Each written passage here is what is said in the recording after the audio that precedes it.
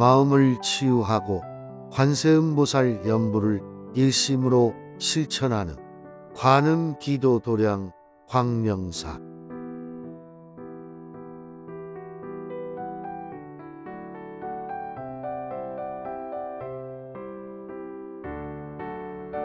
빛나는 수행의 길, 밝은 지혜로 참된 나를 찾는 광명사.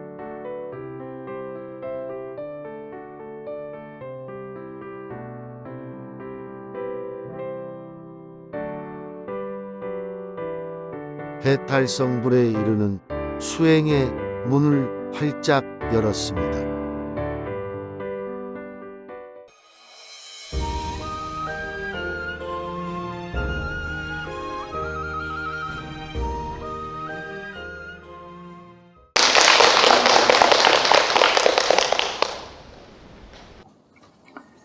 오늘은 법사 공덕품, 법사의 공덕에 대한 말씀을 드리도록 하겠습니다. 229쪽이죠.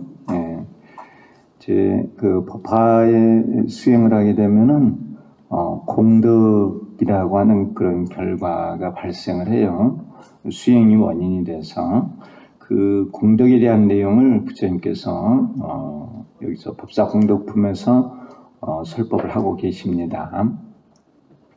우리가 이제 이렇게 법화의 수행을 하면은 이러한 결과가 발생한다는 거예요. 그래서 이런 결과는 육군으로 얻게 돼요. 육군, 안이비설신이라고 하는 육군의 공덕으로 나타난다고 합니다. 이 품에서 법사의 공덕으로 육군의 장엄에 대해서라요 법화경에 유통을 권하고 있다. 그래서 명칭을 보면은 법화경을 수지, 독송, 해설, 서사하는 것을 오종법사라고 하는데, 법사는 자기 스스로 이러한 5가지를 행하면서 남에게도 행하게 한다. 이러한 법사의 공덕으로 안이비설신의 육근의 장엄을 갖추게 되므로 법사 공덕품이라고 한다. 수행을 통해서 육군이 장엄되는 것으로 설명을 하셨다는 거. 그래서 쭉 넘기셔서 이제 232쪽의 내용을 보도록 하겠습니다. 법화경을 읽어보면 이제 그 육군 전체의 공덕에 대해서 말씀을 하시고, 그 다음에 이제 안이비설신으로 이렇게 순서대로 말씀을 하고 있습니다. 이렇게 읽어보면은 구조는 참 간단하게 돼 있어요. 총열, 서가모니 부처님께서 상전진 보살에게 다음과 같이 말씀하셨다. 만약 선남자와 선여인이 이 법화경을 수지하고 읽고 외우며 해설하고 베껴 쓴다면 이 사람은 마땅히 800의 눈의 공덕, 1200의 귀의 공덕, 또 800의 코의 공덕, 1200의 혀의 공덕, 800의 몸의 공덕, 1200의 마음의 공덕을 얻을 것이며, 이러한 공덕으로 육군을 장엄하여 모두 청정하게 하리라. 이렇게 말씀하셨어요. 그래서 이제 800, 1200, 800, 1200, 800, 1200이에요. 8과 1200인데요. 그런데 합치면은 6000이에요, 6000. 그럼 이제 평균적으로 그 하나에 1000개의 공덕이 생겨나는 거예요. 그래서 육군 청정 6000개의 공덕을 말씀을 하신 거죠. 이와 같이 법사는 6000가지의 공덕으로 육군을 장엄하게 됨을 말씀하셨다는 겁니다. 그래서 이 숫자가 이렇게 800, 1200 이렇게 다르게 나타나지만 그건 이제 큰 의미가 없는 것 같고 각각 한 1000개의 공덕이 있다는 것이죠. 그리고 이제 안근부터 한번 보도록 하겠습니다. 안근장, 눈으로 얻게 되는 공덕이다 하는 거예요. 서가모니 부처님께서 상정진 보살에게 다음과 같이 말씀하셨다. 부모로부터 받은 청정한 육안으로, 지금 우리가 가지고 있는 이 눈이 육안이죠. 육안으로 삼천대천 세계의 안팎에 있는 산, 숲, 강, 바다를 보며 참 많은 것을 보죠. 삼천대천세계에 있는 이 모든 것을 보니까요. 그러니까 청정한 육안이 있고 이 많은 이런 것을 보는 것이고, 아래로는 아비지옥에서 위로는 유정천까지 본다. 지옥부터 저 하늘 끝까지 다 본다는 거예요. 또한 그 가운데 모든 중생과 업의 인연, 그리고 그 과보로 태어나는 곳을 보고 모두 알게 된다. 얼마나 대단해요. 우리가 가진 이 눈으로, 그러니까 부모로부터 받은 이 눈으로 모든 것을 다 본다는 거예요. 심지어는 모든 중생과 업의 인연, 또 그 과보, 인연의 그 과보로 태어나는 것을 보고 모두 알게 된다는 거예요. 육안으로요. 이게 이제 법사의 수행을 하면은 이런 모든 것을 얻게 된다는 거예요. 그래서 법사는 육안으로 천안, 해안, 법안, 불안을 모두 갖춘다. 육안은 인간이죠. 인간의 눈으로 천안, 그리고 해안, 법안, 불안 이걸 모두 갖춘다. 해안으로 보는 것은 공의 진리고요. 법안으로 보는 것은 가의 진리예요. 그리고 불안으로 보는 것은 중도의 진리예요. 그러니까 우리가 가진 육안으로 공과 중을 다 본다는 거예요. 무엇을 하면요? 법화의 수행을 하면은, 이 법화경을 가지고 수행을 하면은 이런 눈을 다 갖추어서 공과 중의 진리를 다 보게 된다는 거예요. 삼천대천 세계의 안팎을 보는 것은 천안이다. 천안. 그 천신들이 가지고 있는 눈이죠. 천안. 우리 인간 능력의 1000배쯤 된대요. 천안이. 그 눈이 매우 청정한 것은, 청정한 육안 그랬지 않습니까? 그 눈이 매우 청정한 것은 해안이다. 하는 것이고, 이 해안으로 보는 것은 공의 진리고요.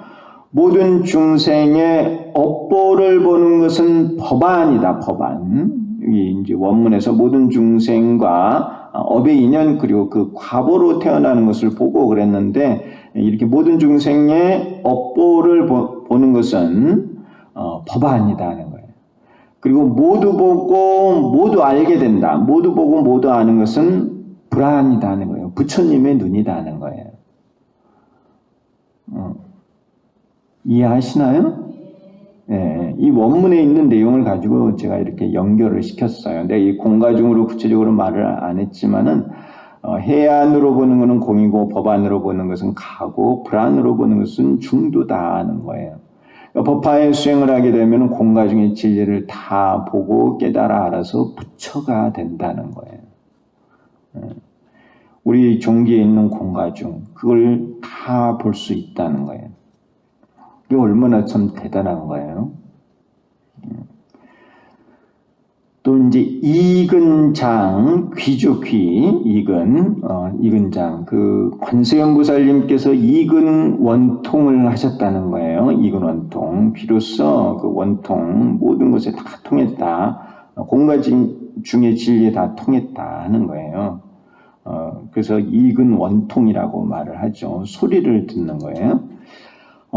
서가모니 부처님께서 상정진 보살에게 다음과 같이 말씀하셨다는 겁니다. 부처님께서 말씀하신 것을 제가 번역을 해놨습니다. 이러한 청정한 귀로, 청정한 귀, 이 청정한 귀는 이제 그 해이죠. 공을 듣는 귀예요. 삼천대천 세계 가운데 아래로 아비지옥에서 위로 유정천에 이르기까지 그 안팎에 여러 가지 언어와 음성을 듣는데, 이 부분은 이제 천안에 관한, 천이에 관한 것이겠죠. 귀, 여기. 그리고 이제 지옥성, 축생성, 아기성, 비구성, 비구니성, 성문성, 벽지불성, 보살성, 불성 등을 듣는다. 여기서 성은 소리를 말해요. 소리. 지옥의 소리, 축생의 소리, 그리고 아귀의 소리, 비구, 비구니, 성문, 벽집을, 보살, 부처님의 소리 등을 전부 다 듣는다는 거죠.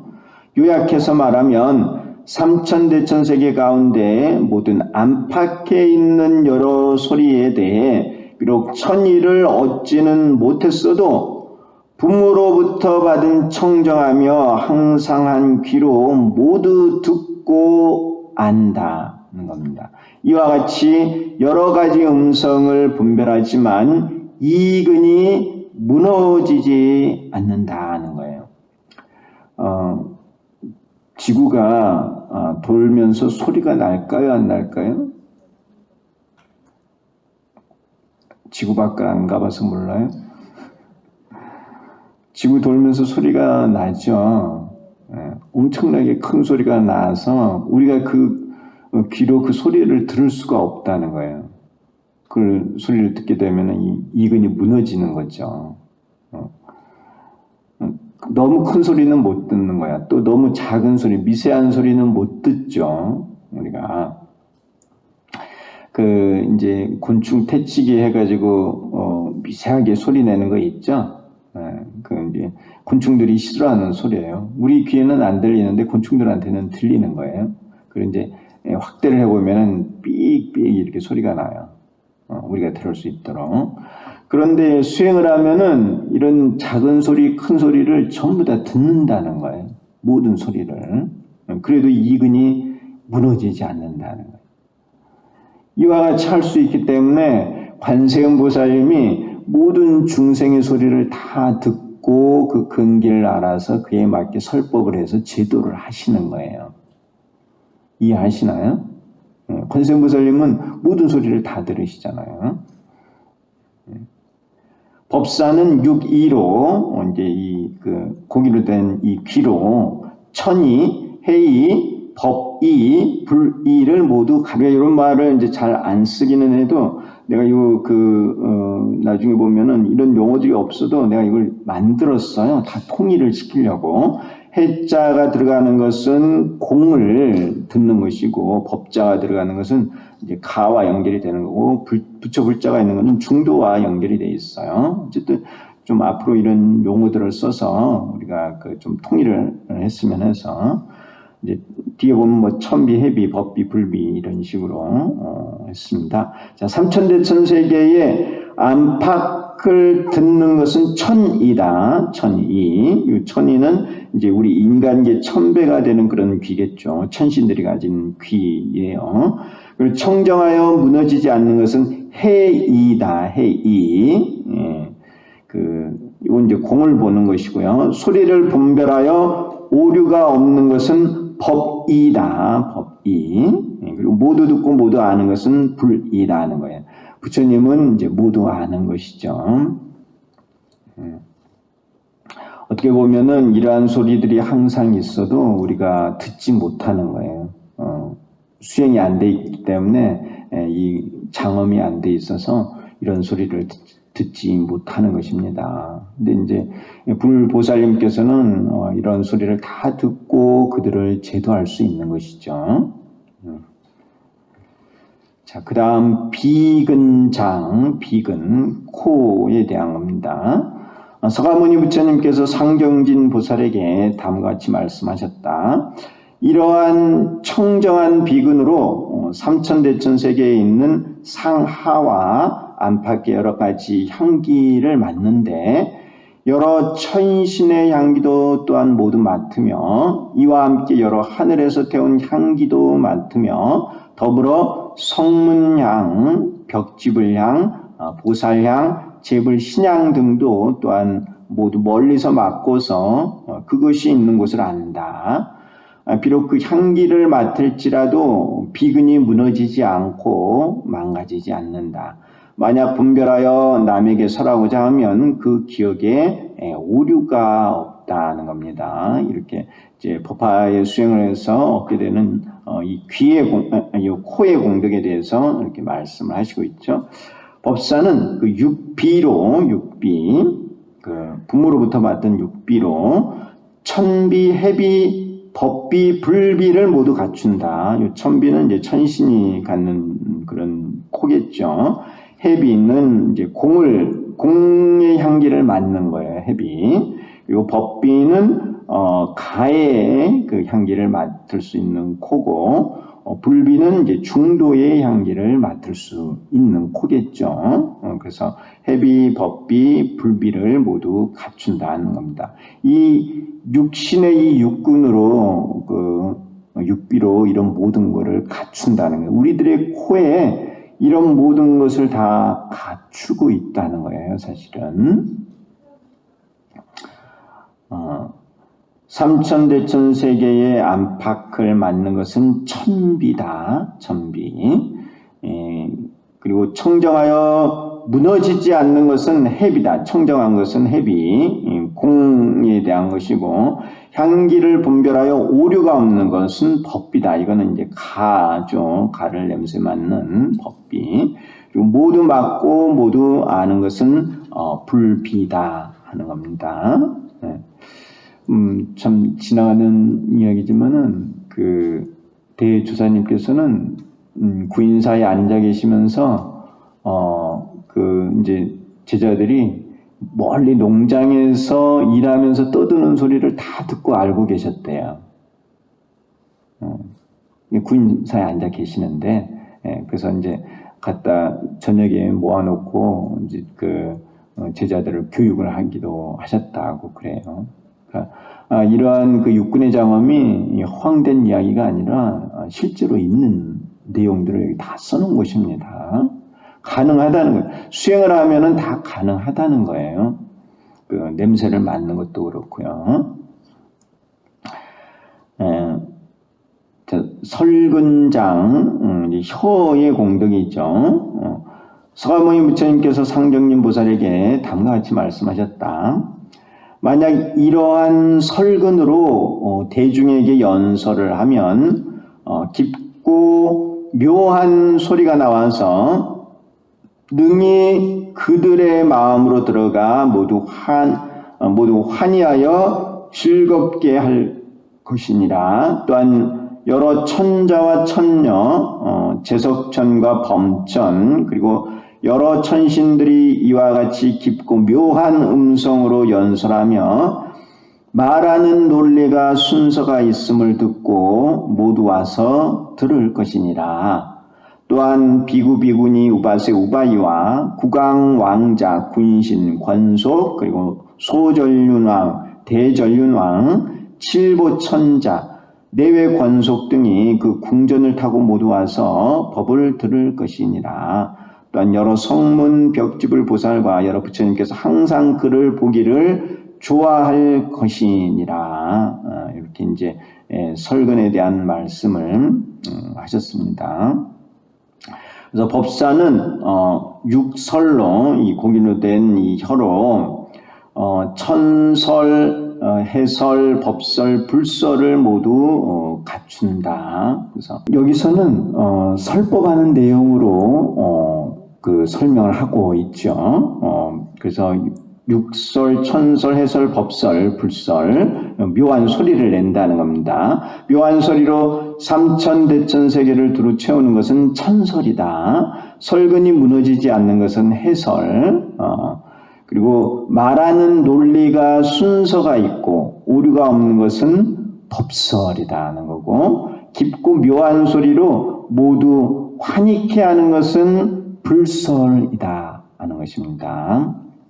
그래서 수행을 하면은 이런 그 혀를 갖추어서 설법을 잘 하게 된다는 것이죠.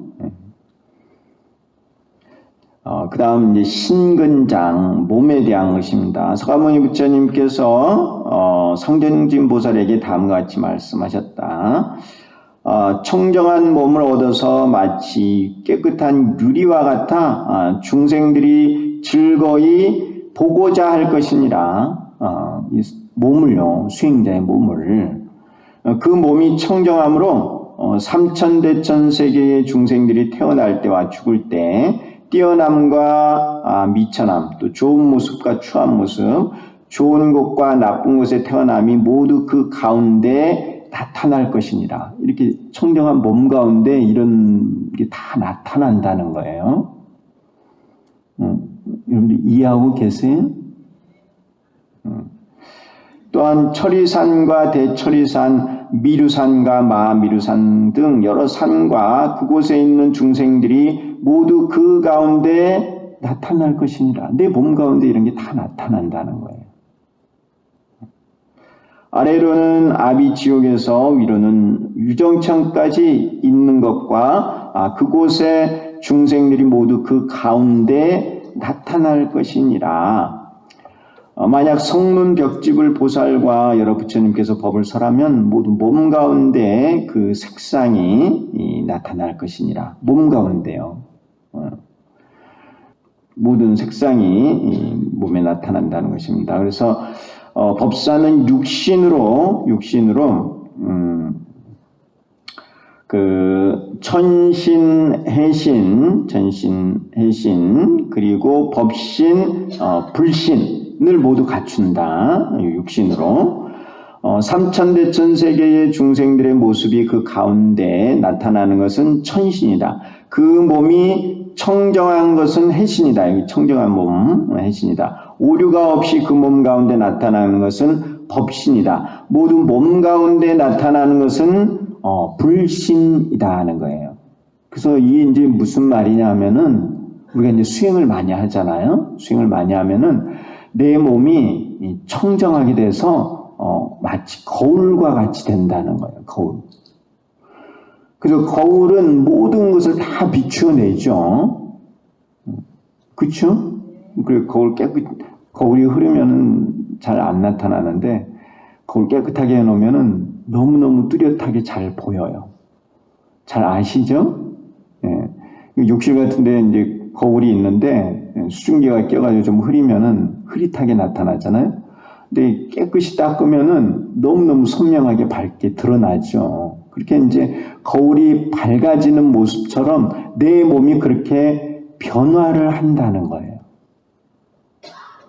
그래서 이제 거울을 놓고 그 앞에 서면은 누가 보여요? 여러분 자신이 보이잖아요. 관세음보살님이 응신을 하시는데 그 응신을 이무의 신통이라 그래요. 이무의 신통. 자그의 신통에 상대되는 말이에요. 이무의 신통이라는 게. 무슨 뜻이냐면은 관세음보살님께서 무슨 주문을 외워가지고 몸을 변화시키는 게 아니고 중생이 그 앞에 나타나면은 중생의 모습과 같은 모습으로 그냥 관세음보살님이 나타난다는 거예요. 그런 거를 이무의 신통이라 그래요. 그래서 33응신을 하잖아요. 응신을 하는데 중생들의 근기에 따라 모습이 다 그렇게 나타난다는 거예요. 그러니까 중생이 그 앞에 서기만 하면 그냥 바로 그 순간 그 모습으로 나타나는 거예요. 본래의 몸이 이렇게 거울과 같이 청정하게 맑기 때문에 그래요. 그래서 그 중생의 근기에 따라 그냥 모습이 자동으로 나타나는 거예요. 어떻게 보면 관세음보살님은 가만히 있는데 중생이 앞에 서면은 자동으로 그렇게 모습이 변화돼서 나타나는 거예요. 마치 우리가 거울을 보듯이. 그런 신통을 임의의 신통이라고 하는 거예요. 임의의. 작의가 있고 임의가 있고. 이제 대주사님 때 공부하신 그 스님들 말씀을 들어보면은 이제 대주사님께서 이무용지라는 말을 많이 쓰셨다는 거예요. 그래서 이제 사투리처럼 이무용지 그렇게 말씀하시는데 이무가 아니고요. 임의예요. 임의용지. 이무대로 용지 그것을 쓰다 그런 뜻이에요. 육군을 쓰는 거죠. 육군을. 그래서 이렇게 그 몸을 여러 가지로 다 나타낼 수 있다는 거예요. 심지어는 삼천대천세계의 모습으로도 나타난다는 거예요.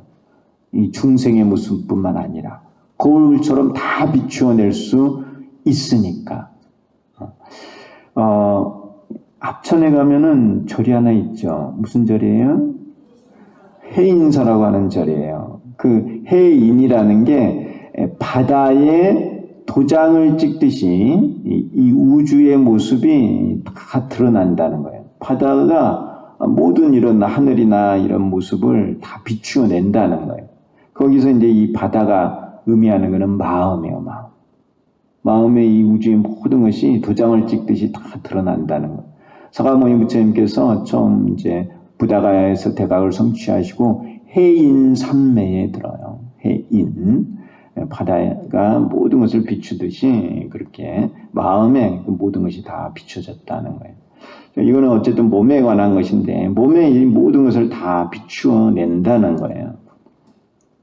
우리가 그러한 몸을 갖추게 된다는 거예요. 그래서 중생들을 만나면은 중생들이 좋아하는 모습으로 내 몸이 자동으로 나타나게 된다는 거예요. 무엇을 하면요? 법화의 수행을 하면은 그 공덕으로. 그 다음 의근장, 아님이 설 수 있는 의근에 대한 겁니다. 서가모니 부처님께서 상정진 보살에게 다음과 같이 말씀하셨다.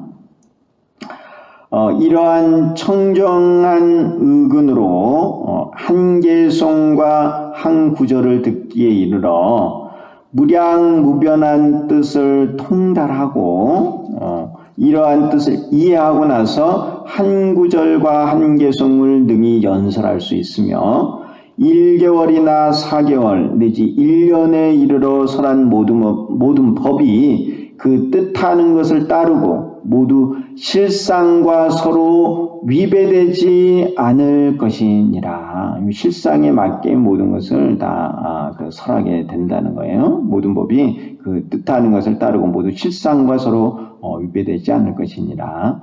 만약 세간의 경서와 세간을 다스리는 언어 그리고 자생의 산업 등에 대해 설한다면 모두 정법에 따를 것이니라. 삼천대천세계의 육치 중생들이 육치는 육도죠. 지옥부터 천상까지 육치 중생들이 마음으로 행하고 마음이 움직이고 마음에서 hir어나는 것을 모두 알 것이니라. 이 중생들의 생각을 모두 안다는 거예요. 모두 알 수 있다는 거예요. 그러니까 그 근기에 따라 그들이 가진 생각에 따라 설법을 할 수가 있는 거예요. 그래서 이러한 측면에서 중생들이 가진 모든 탐진치 이런 모든 생각도 다 아는 거예요. 그러니까 부처님께서도 분명히 그런 탐진치, 이 중생의 생각이 있을 것이라는 거죠. 있으니까 그 생각을 알 수가 있는 거잖아요. 비록 아직 무루의 지혜는 얻지 못했지만 그 의근이 청정하기가 이와 같아서 이 사람이 생각하는 것과 헤아려서 말하는 것이 모두 불법으로 진실이 아님이 없을 것이며 또한 이것이 과거 부처님께서 경 가운데 설한 것이리라. 이렇게 설명을 하고 있습니다. 법사는 육의로 천의, 해의, 법이 불의를 모두 갖춘다.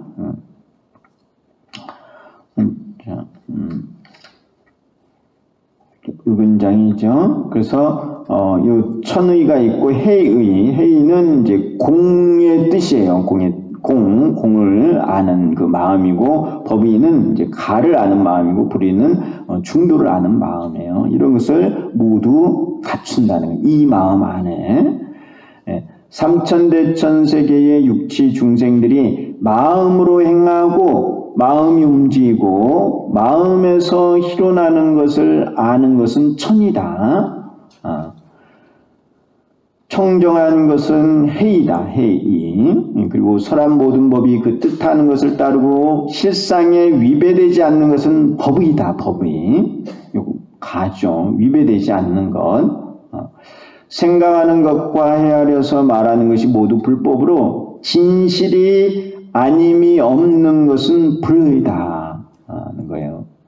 그래서 이 우리들이 가진 이 부모로부터 받은 이 의근으로 이런 모든 것을 다 알게 된다는 거예요.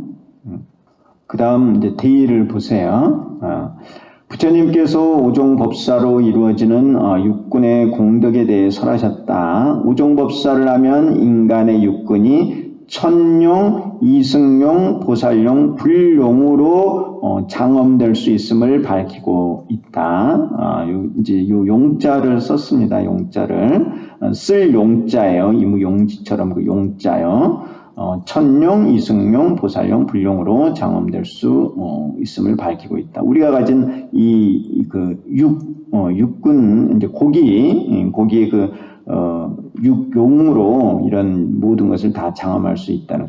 육안으로 천안해한 법안 불안을 모두 갖추며, 육이로 천이해이 법이 불의를 모두 갖추며, 육비로 천비해비 법비 불비를 모두 갖추며, 육설로 천설해설 법설 불설을 모두 갖추며, 육신으로 천신해신 법신 불신을 모두 갖추며, 육으로 천이해이 법이 불의를 모두 갖춘다는 겁니다. 이제 용어에 보면은 이제 불의정 이렇게 또는 그런 식으로 표현이 되어 있는데, 어쨌든 제가 이 용어를 이렇게 다 통일을 시켰어요. 무조건 그냥 앞으로 이렇게 용어를 사용하도록 요 경전에 나와 있는데, 내가 이제는 이런 육군의 장엄을 이와 같은 용어를 써서 통일을 했으면 좋겠다는 생각을 해서 이걸 전부 다 이렇게 통일을 해서 표현을 했고, 요 해자가 들어가면은 공과 연관이 되는 거고, 법자가 들어가면은 가와 연결이 되는 거고, 요 불자가 들어가면은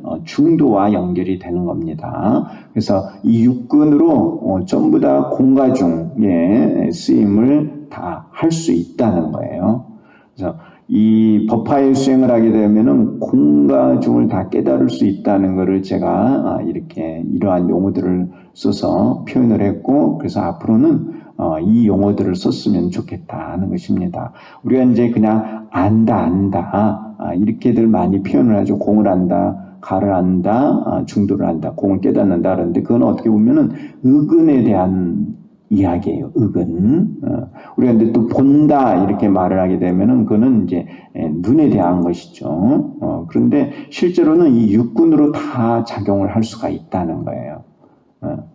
그래서 우리가 이제 그냥 그렇게 깨닫는다, 본다 이렇게만 표현을 하지만은 이 육군으로 이렇게 장엄될 수 있으면 우리가 알고 있어야 되고, 그 각각에 대해서 이렇게 해, 법, 불 이렇게 표현할 수 있다는 것을 여러분들이 꼭 알아두세요. 네. 왜냐하면 이제 수행을 해서 이런 것을 갖춰갈 것이기 때문에 우리가 이 용어들을 이렇게 정립해 놓을 필요가 있어요. 그래서 법화의 수행을 하게 되면 어쨌든 공과중을 깨닫는다 하는 겁니다. 그래서 육군이 그와 같이 장엄이 된다는 거예요. 결국은 알고 보면은 나를 바꾸는 것이죠. 나를 바꾸는 거예요. 이 부모로부터 받은 이 고기 덩어리, 이 육신을 가지고 몸을 다 바꿔서 결국은 법신, 부처님 몸을 만드는 거예요. 그 과정을 이렇게 지금 표현을 해놓고 있는 겁니다. 이제 이 말씀이 나와서 그러는데, 이 마스크예요, 마스크. 여러분들 다 마스크 쓰고 계시죠? 마스크인데, 이 마스크 뭘로 만들어요? 천으로 만들겠죠. 이렇게 대답들을 다들 안 하세요. 요 KF94예요. 그래서 요 94인데, 마스크는 천으로 만듭니다. 근데 이제 천만 있는 게 아니고 실도 있죠. 요 끈도 있고. 이 사람들에게 이 마스크를 만들려고 이제 얘기를 하면은 사람들이 해야 될 건 뭐냐면, 첫째는 이 재료를 구비를 해야 돼요. 이 천이라든가 실이 있어야 되겠죠. 또 이거를 만들 수 있는 바늘이나 아니면 미싱이 있어야 되겠죠. 그리고 또 한 가지는 뭘 갖춰야 되느냐 하면은 이걸 만드는 방법을 알아야 돼요. 여기 이렇게 KF94라고 글자도 쓰여 있고, 프리시라고 이렇게 영어로 글자도 쓰여 있는데, 이런 글자를 새기는 방법을 알아야만 이거를 만들 수가 있겠죠. 재료만 가져다 준다고 해서 이걸 다 만들어내는 건 아니죠. 마스크라는 게 어떤 건 줄 알고, 이거를 만드는 방법을 알아야만 이거를 만들어낼 수가 있어요. 천하고 실하고 바늘이 있다고 다 이걸 만들 수 있는 건 아니죠. 재료가 있다고 해서 다 만들 수 있는 게 아니라 그 재료를 어떻게 가공을 해서 만들 것인가 그 방법을 알아야만 이 하다못해 조그마한 마스크도 만들어낼 수가 있어요. 마찬가지로 우리가 수행을 통해서 공덕을 갖추는 거예요. 성불을 하는 거예요. 성불. 모든 공덕을 다 갖추신 분이 부처님이거든요. 그러한 모든 공덕이 어디 따로 있는 게 아니고 내한테 다 있다는 거예요. 부모로부터 받은 내 몸 육군 안에 부처가 될 재료를 다 가지고 있는 거야. 여기서 지금 그걸 말씀하고 있는 거예요. 부처님께서 이 육안으로 불안까지 다 갖춘다. 또 육이로 이 불이까지 다 갖춘다는 거예요. 육군으로 부처님의 모든 육군을 다 갖출 수 있다는 거예요. 이 고깃덩어리 이 몸을 가지고. 그러니까 재료는 우리가 다 가지고 있어요. 재료는 다 가지고 있는데 뭐가 이제 필요한 거예요? 이거를 부처님 몸으로 이렇게 바꿀 수 있는 그 방법을 알아야 되는 거예요. 그 방법이 뭐라는 거예요?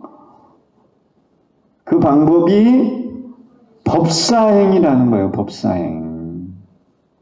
법사행을 하면은 내 몸을 가지고 부처를 만들 수 있다는 거예요. 그래서 우리가 이제 법사행에 대해서는 또 공부를 했어요.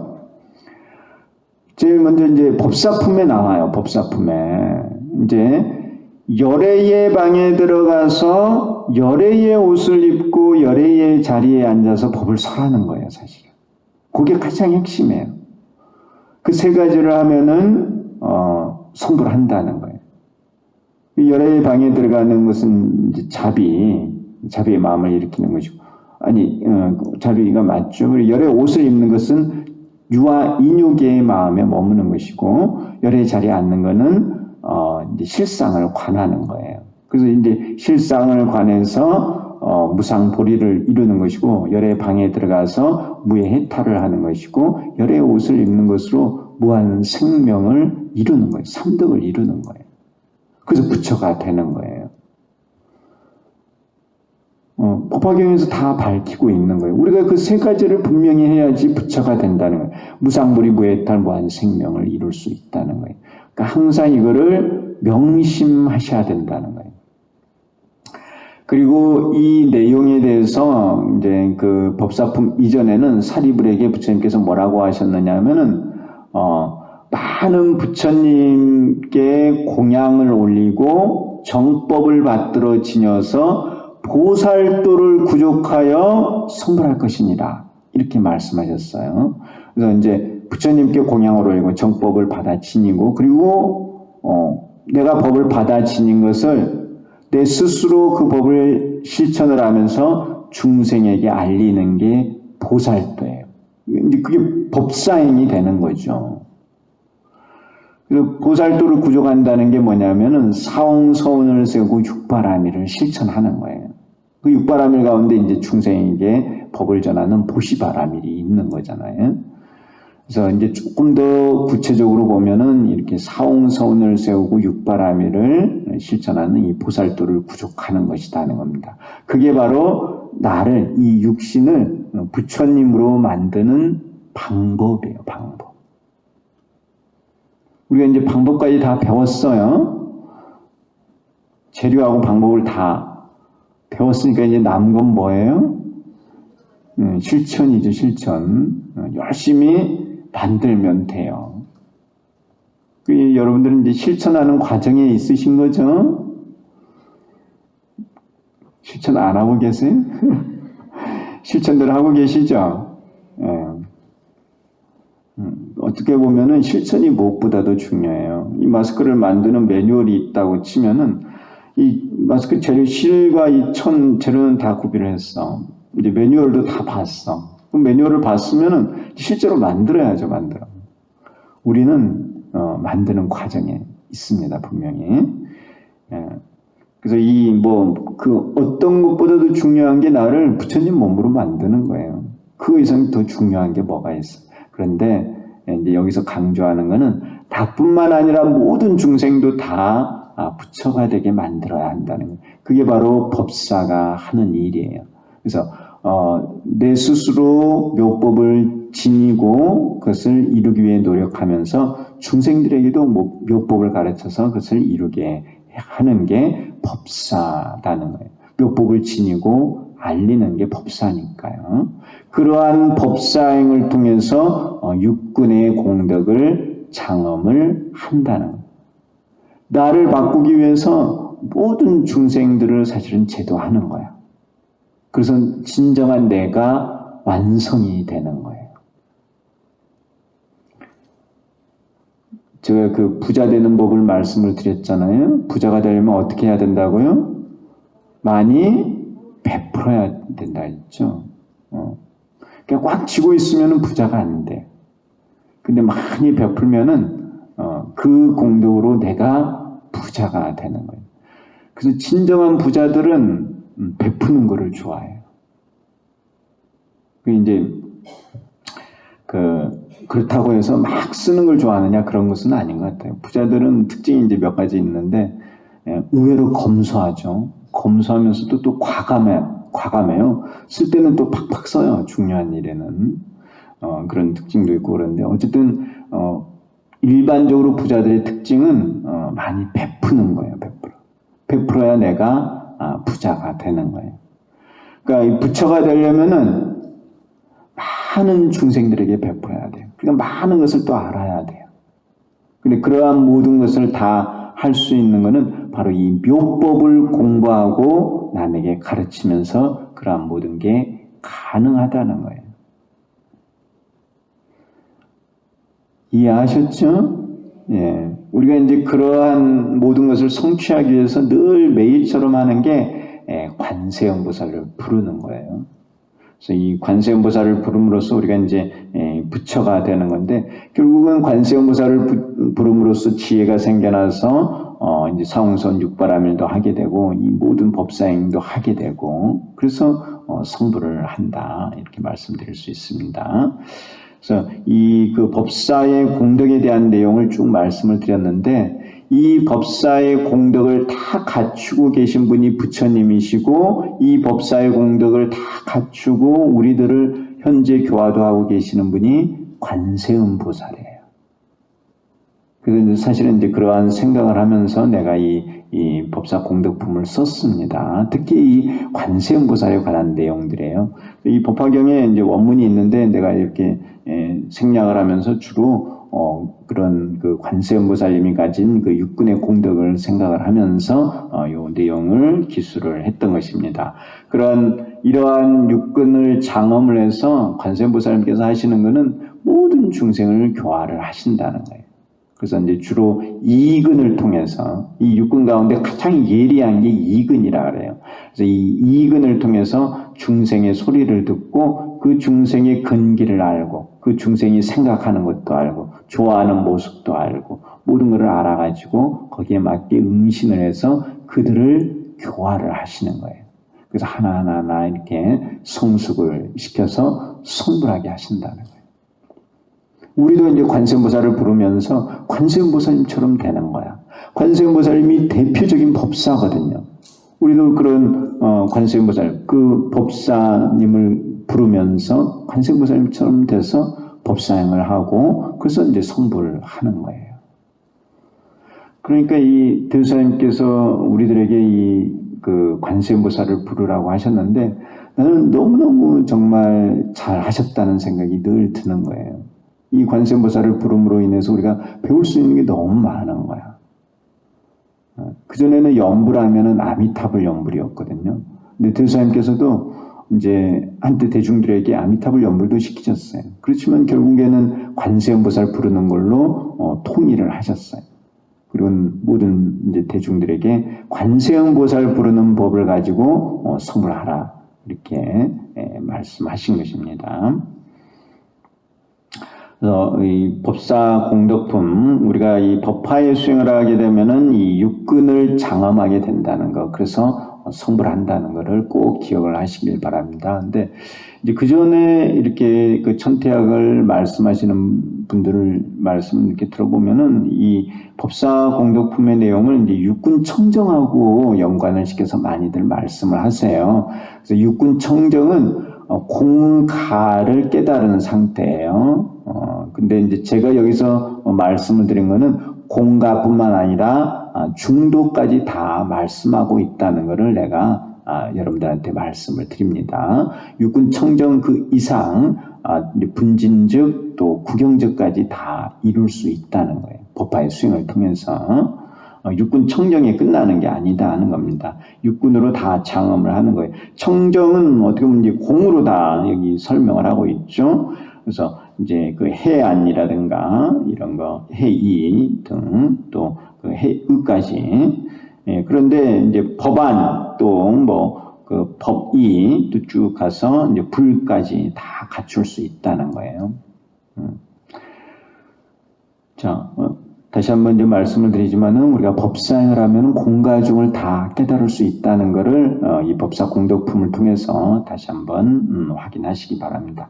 그리고 제20 상불경 보살품이에요.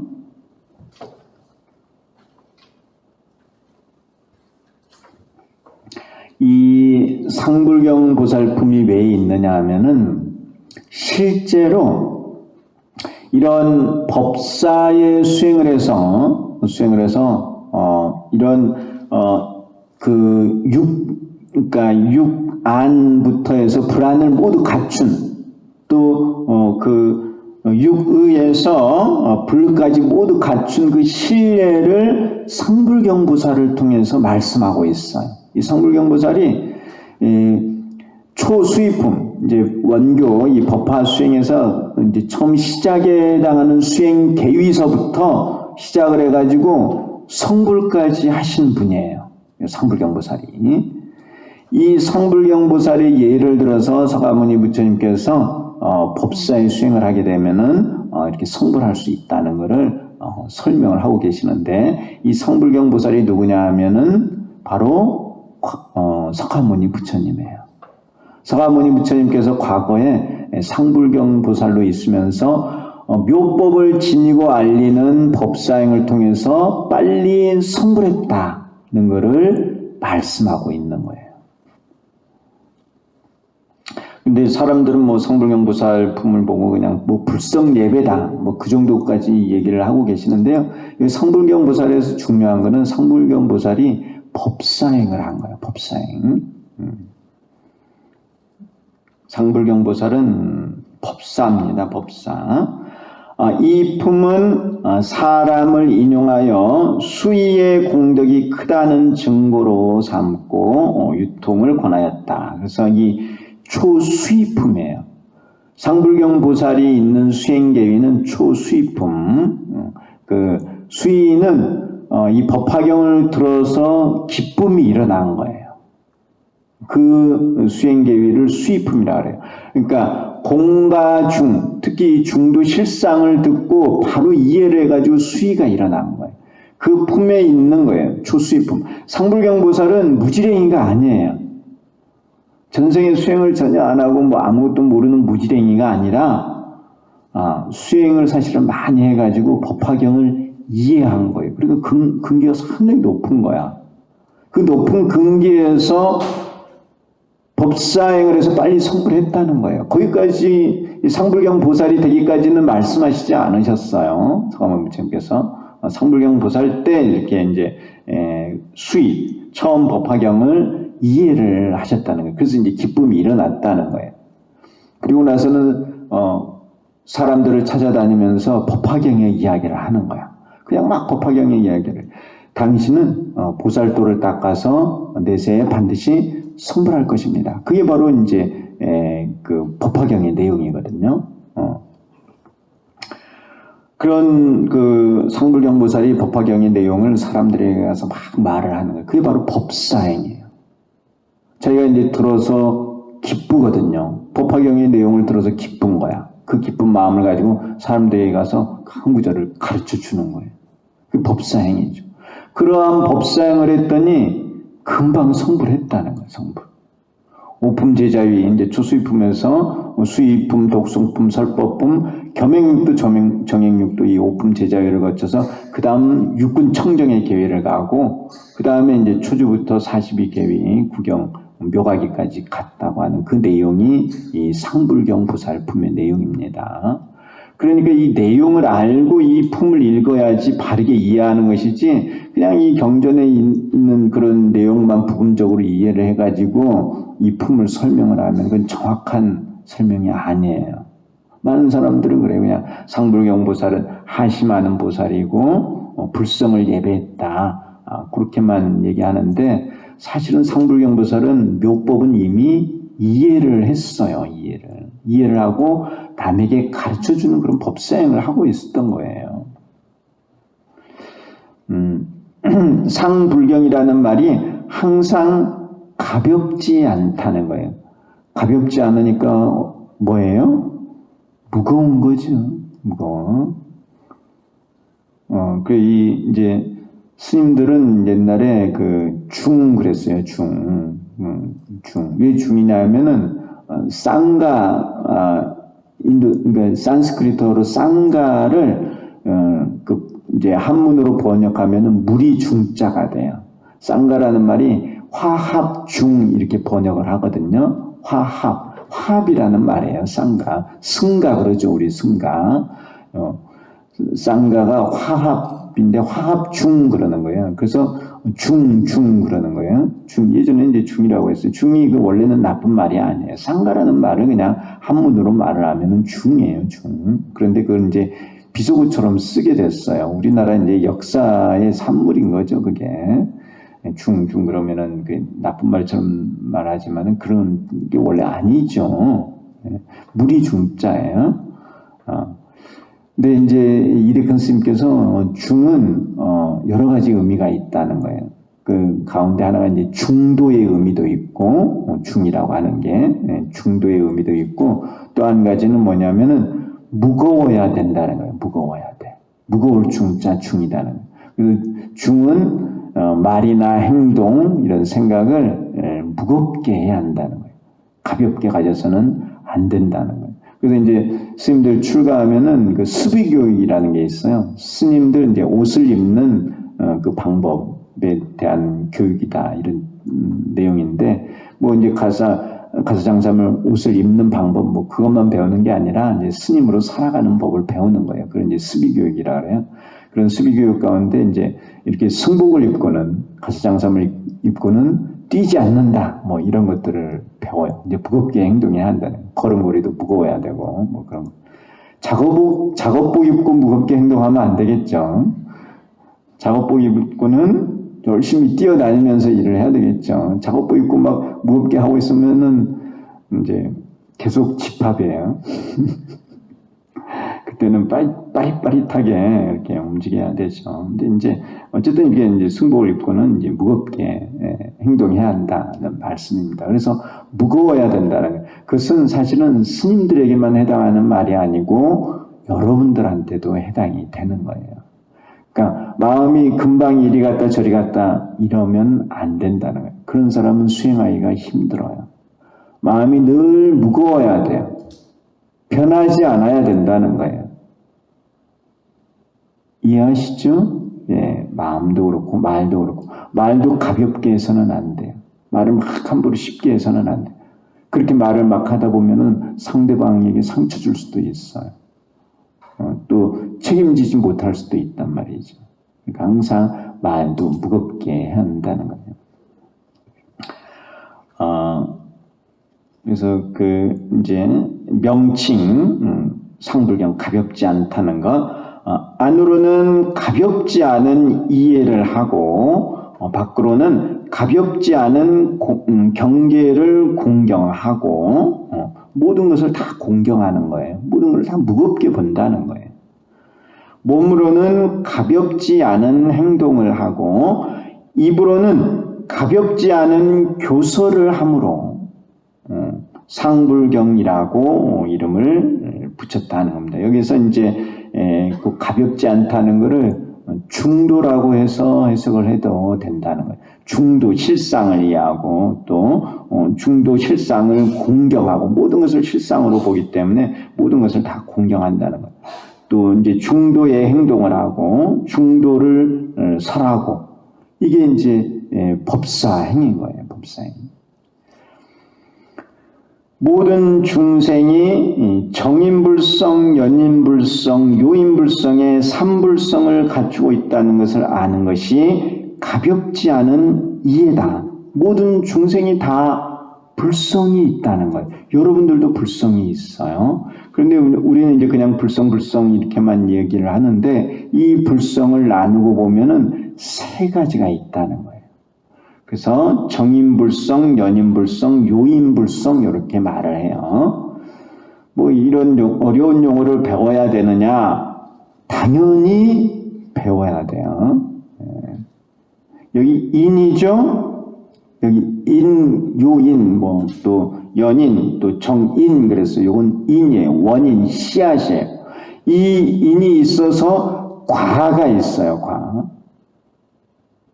과가 뭐냐면은 삼덕이에요. 삼덕.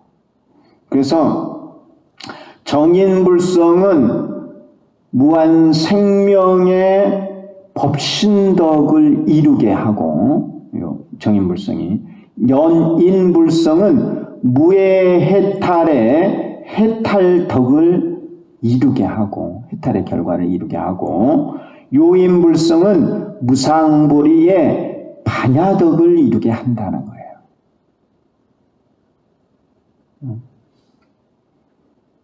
그리고 요 세 가지를 알아야 되는 거예요. 무상보리요 무해해탈이며 무한생명의 자체 구현이다. 어디 나오는 말씀이시죠? 대사님 법어에 있는 말씀이잖아요. 우리가 그 세 가지 불성을 가지고 있기 때문에 무상불이 무해해탈 무한생명을 성취할 수 있다는 거예요. 그 씨앗과 이 결과가 다 내 안에 있는 거예요. 내가 씨앗을 키워서 결과를 만들어야 돼요. 내 안에 다 있다고 했잖아요. 그 만드는 방법, 씨앗을 틔워서 결과까지 이루는 그 방법이 아까도 말씀드렸듯이 법사행이라는 거예요. 그 법사행의 예가 상불경 보살이에요. 그 정인불성, 연인불성, 요인불성 이 세 가지를 꼭 기억을 하시라는 거예요. 이 세 가지 불성이 트이는 거예요. 튀어서 줄기가 나고 꽃을 피우고 결과를 맺는 거예요. 그래서 언제 한번 말씀을 드렸는가 모르겠는데요. 우리가 구인사 가서 4박 5일 기도를 하죠. 네, 4박 5일 기도는 3일 기도예요. 가는 날 오는 날 빼고 3일을 꼬박 이제 구인사에서 보내는 거예요. 그래서 왜 3일 기도를 하느냐? 제가 이제 말씀을 드렸잖아요. 보리의 씨앗을 물속에 담가 놓으면은 3일 만에 이렇게 촉이 난다고요. 3일 만에. 그래서 이제 3일 기도를 한다는 거예요. 보리의 씨앗. 이제 겨울이 오면은 보리를 심죠. 그래서 그때 보리 싹을 틔우려면은 물속에 담가놔요. 근데 요즘은 그 보리 새싹들을 뭐 반찬으로도 해 먹잖아요. 그래서 이제 보리 씨앗을 그냥 물속에 담가 놓고 촉이 나면은 그걸 이제 먹는데 이게 콩나물 크기만큼 그보다는 좀 작게 크죠. 이제 그 정도 되면은 반찬으로 해 먹죠. 제가 별걸 다 알죠. 어디 갔더니 그 반찬이 나오더라고요. 네. 근데 그 보리의 싹이 나오는데 이제 3일이 걸린다는 거예요. 그래서 그전에도 내가 많이 궁금했어요. 왜 3일 기도인가 3일 기도인가 그랬더니 요 세 가지 불성이 이렇게 다 트이는데 3일이 걸리는 거예요. 그래서 요인불성이 나오고 연인불성이 나오고 정인불성이 나는 거예요. 하루하루 이게 이제 싹이 나와서 그 싹이 결과를 이루는 거죠. 그래서 이제 3일이다 하는 거예요. 그래서 이 구인사는 3과 인연이 깊다는 것을 내가 늘 말씀드렸잖아요. 대사님께서 이제 태어나신 것도 삼척이고 수행하신 것도 삼태산이고 3이라는 숫자와 너무너무 인연이 깊으세요. 또 구인사 가보면은 그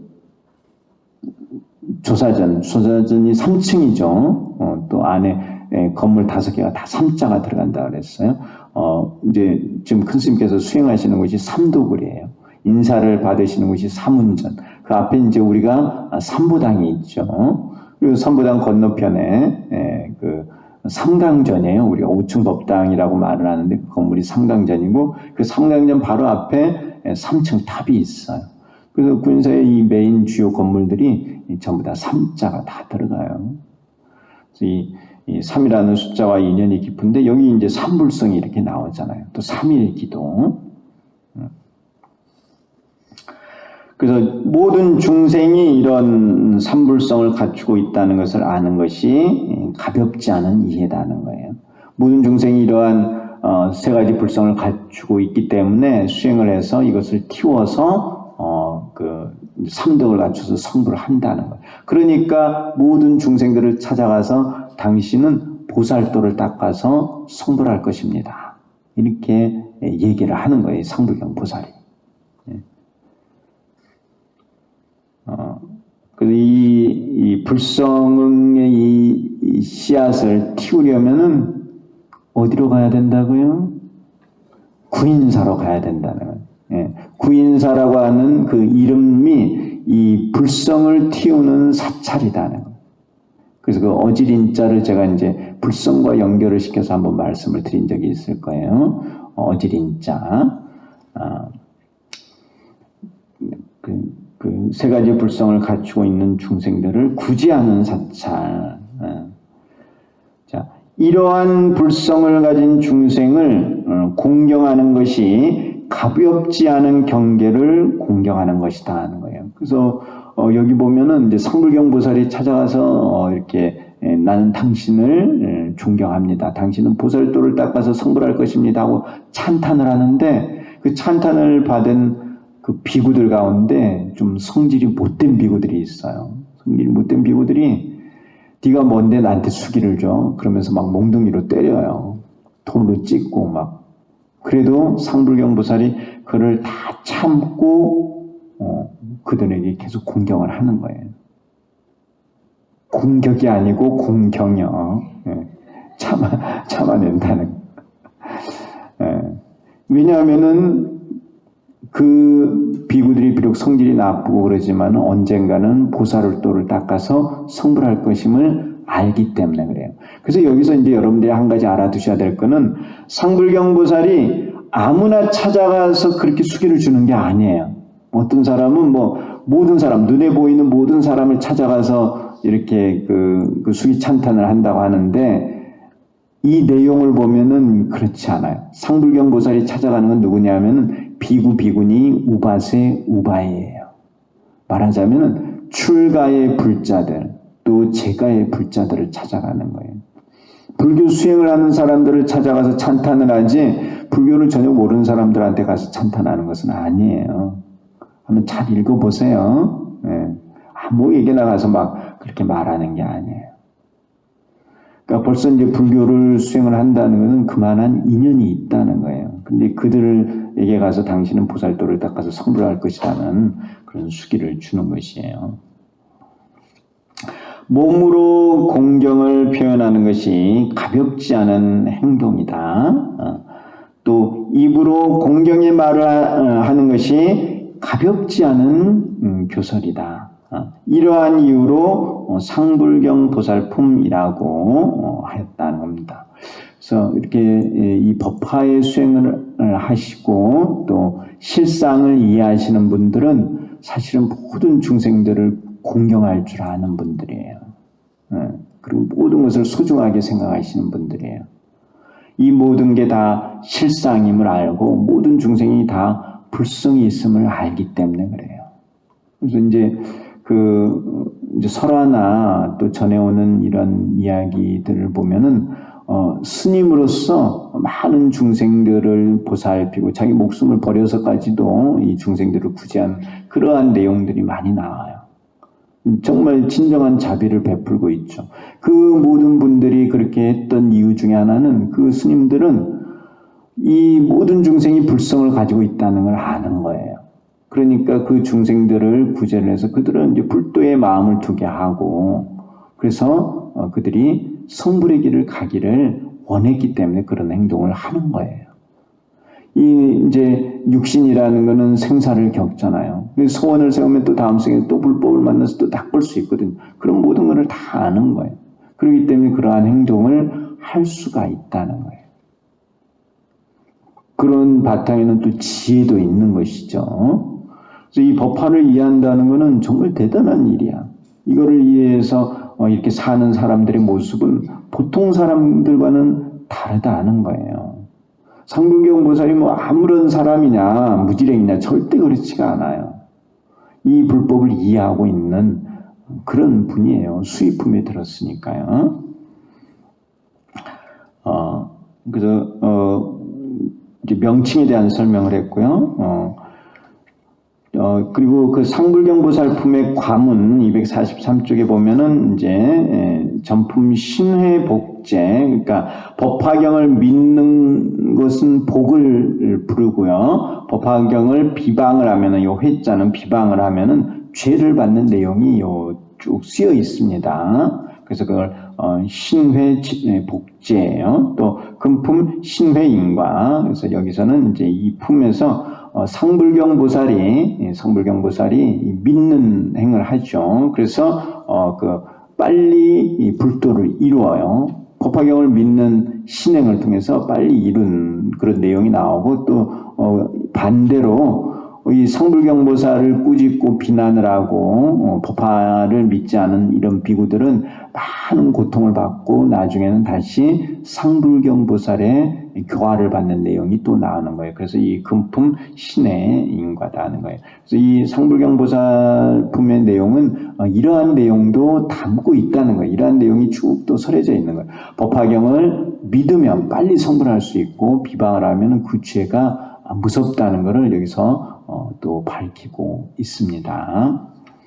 그래서 이 법화경은 다른 경전과는 달라요.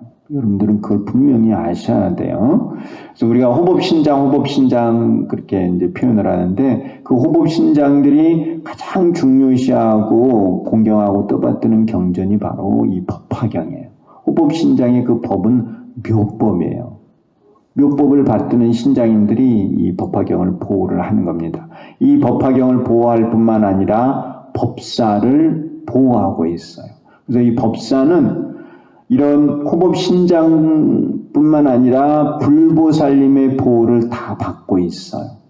그런데 그런 법사를 함부로 비방을 하게 되면 그 죄가 무서운 거예요.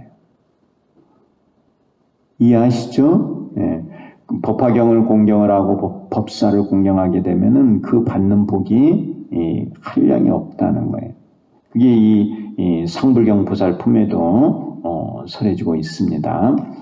그래서 상불경 보살품의 요 내용에 관한 거는 다음 시간에 또 말씀을 드리도록 하겠습니다. 요즘 안거주간이죠. 예, 저도 이제 시간이 나서 우측 법당에 가서 앉아서 기도하다가 잠깐 그러고 있는 사이에 좀 시간이 그렇게 간 줄 몰랐어요. 9시가 넘었더라고요.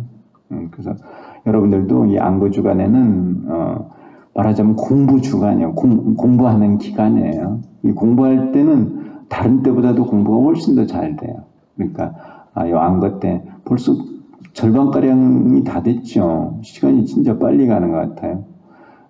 그 안거, 참 귀중한 시간입니다.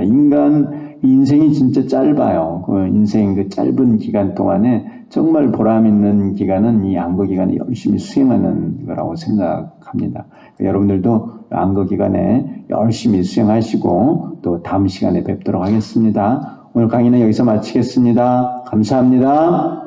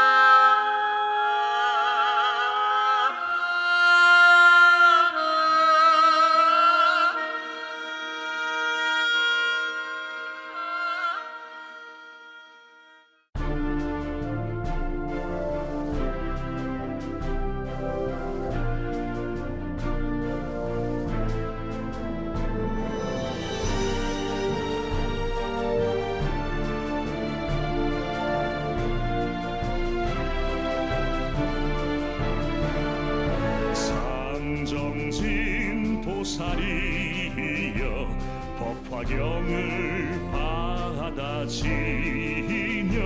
지극하게 읽고 외워 해설하고 베꼈으면 800가지 눈의 공덕 1200의 귀의 공덕 우리 몸이 장엄하여 청정하게 변하리라.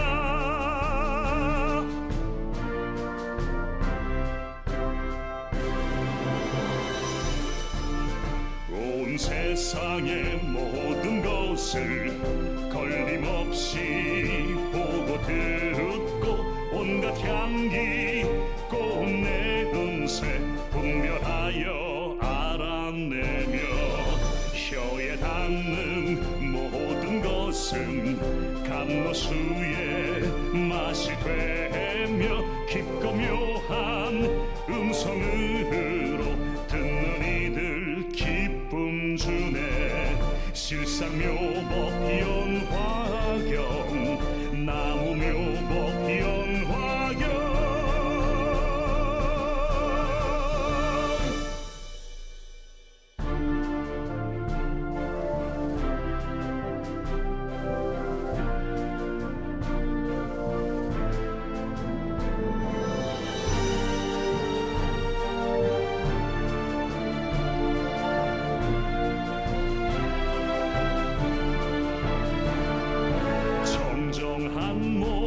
보석 같아 중생들이 즐겨보고 마음이 깨끗하여 하는 말이 다 바르며 부처님과 보살들이 그를 향해 설법하사 묘한 음성 심금 울려 모든 사람 환희하네.